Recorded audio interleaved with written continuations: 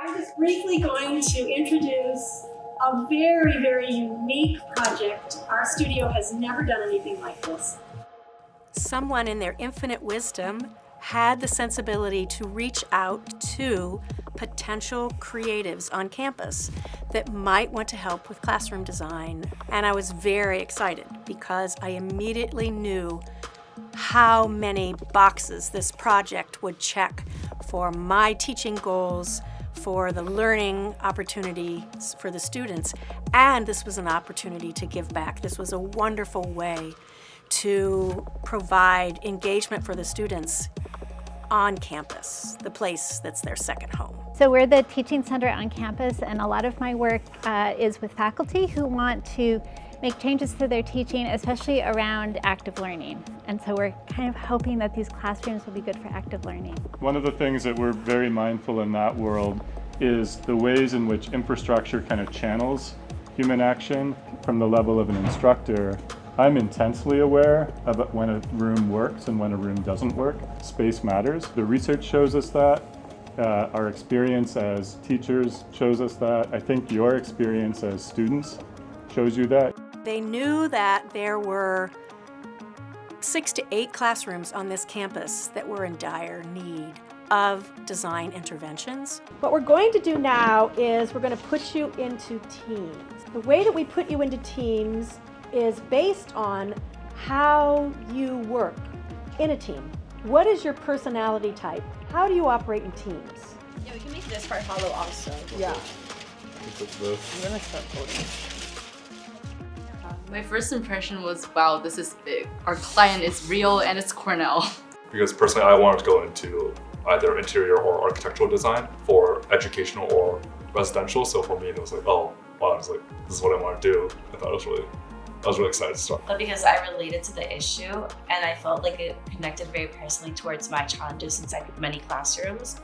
So I was excited to help the students and improve those classrooms for them. That I was a little bit intimidated at first because it was 3 different spaces that we were designing. So originally I was a little scared of the scale, but now I think I'm really happy with our progress.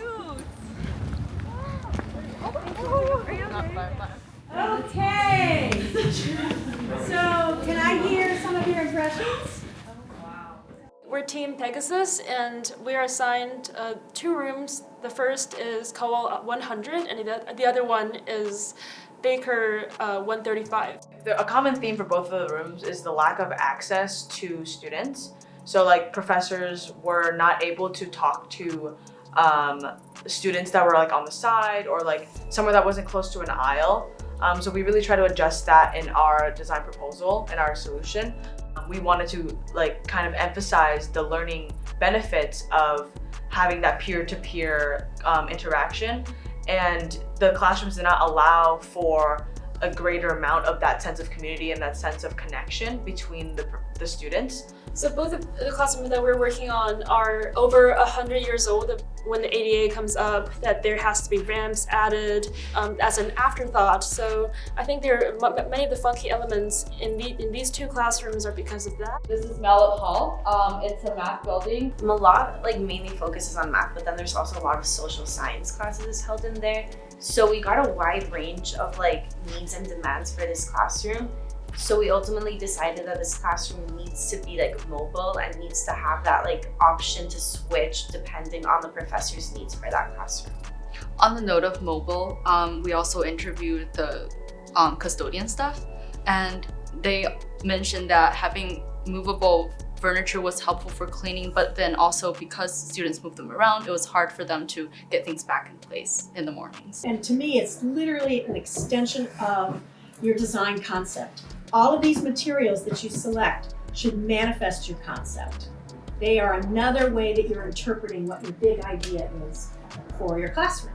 From a values standpoint, I want them to work on a project where they can see the power of design and see how it can make changes for the better, because that's the mission of my college. We are committed to improving the human condition. And how we thought about learning in 1970 is pretty radically different than how we think about learning today. So we've moved on, but the rooms have not.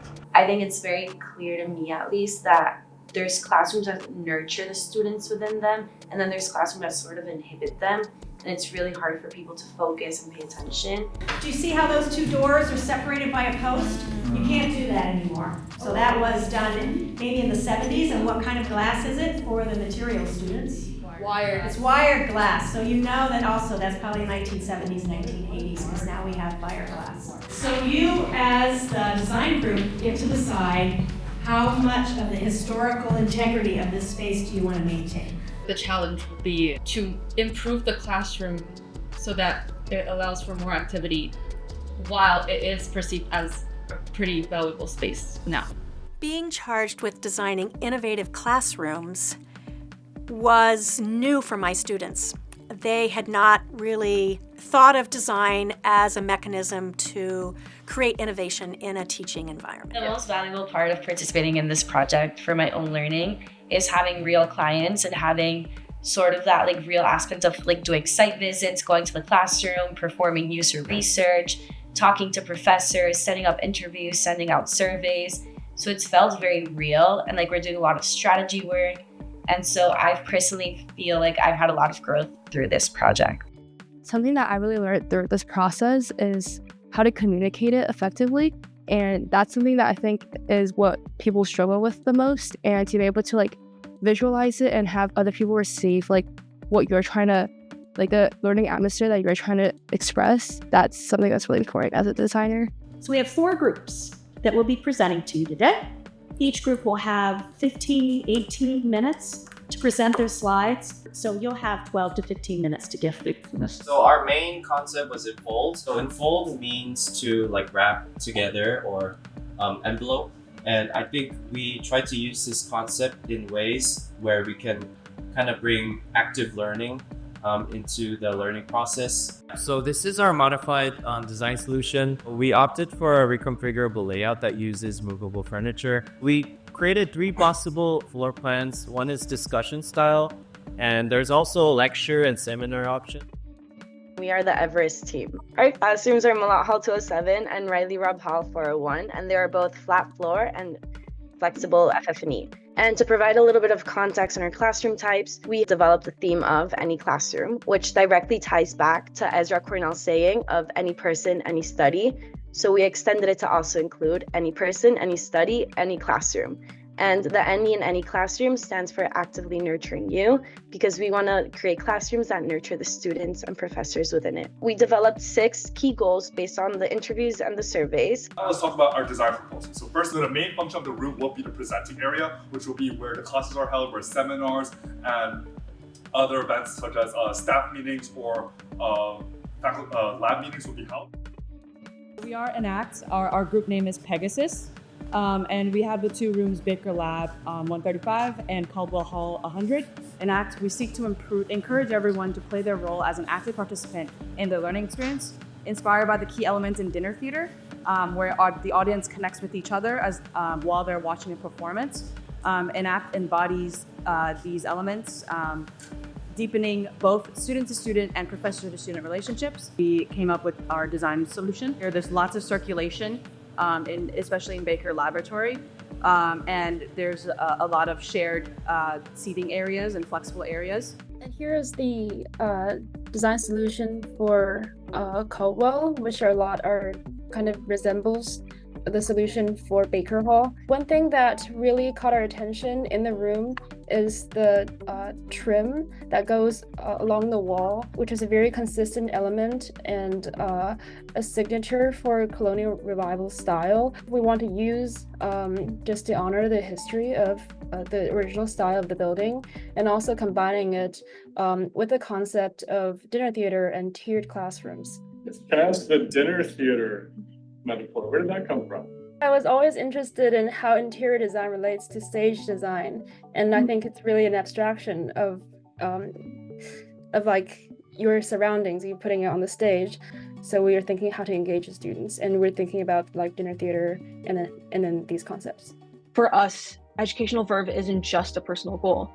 We believe classrooms should embody it too. In our classrooms, learning verve isn't just a concept. It represents our energy and passion for learning. Driven by this vision, our project focuses on 3 core goals, enhancing ambient environments to foster engaged learning, optimizing facilities for comfort and convenience, and promoting inclusivity and accessibility for all.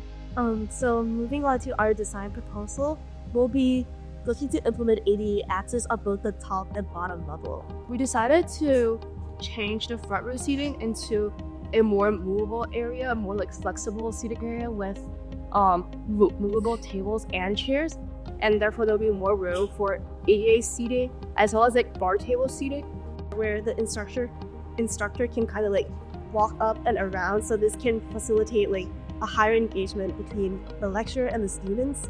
Kudos to you. Like you really, this is much further along and much more well developed and thoughtful and well researched and professional than I would have guessed anyone was capable of doing at this level. So really kudos to you all. Thank you very much.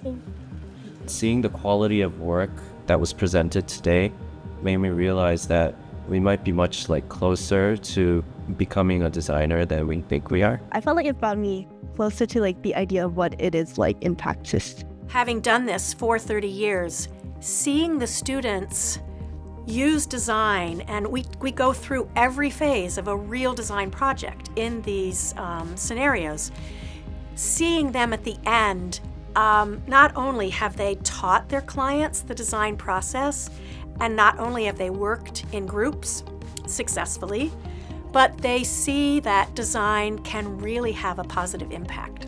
And it's very exciting to see this at the end of the final presentations.